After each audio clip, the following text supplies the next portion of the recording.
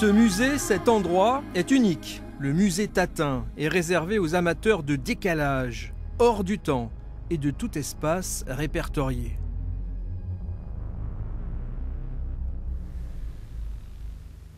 C'est agréable à regarder, il y a quelques-unes qui sont surprenantes, parce que moi le côté artiste des fois ça me... Mais c'est plaisant.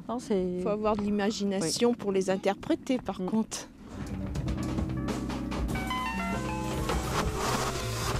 Pas besoin de tout vouloir interpréter, mais parfois il y a effectivement des messages un peu plus précis. C'est le cas de ces 19 personnages qui bordent l'allée des géants.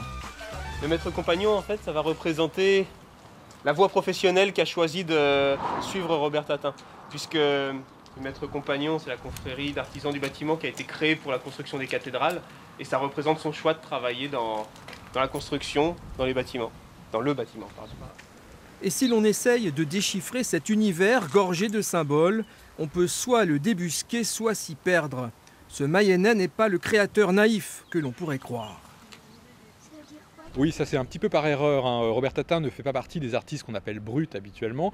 Ce n'est pas un autodidacte, il a eu une formation académique dans les années 20, notamment aux Beaux-Arts de Paris. L'héritage de Tatin, disparu en 1983, sait se montrer discret. Paradoxe d'un peintre sculpteur adopté dans le monde entier, notamment aux États-Unis et au Japon, mais absent des catalogues et des galeries. Alors il est connu, il est reconnu, par contre il ne faut pas confondre le prix des œuvres et leur qualité.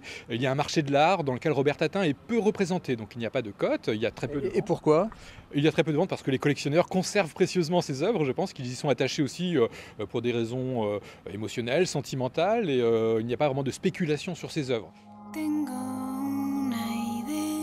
Un musée qu'il ne faut pas rater. Il participera aux Nuits des musées le 18 mai prochain et sera ouvert jusqu'à 1h du matin, histoire d'apprécier encore mieux l'atmosphère étrange des créatures de Tatin.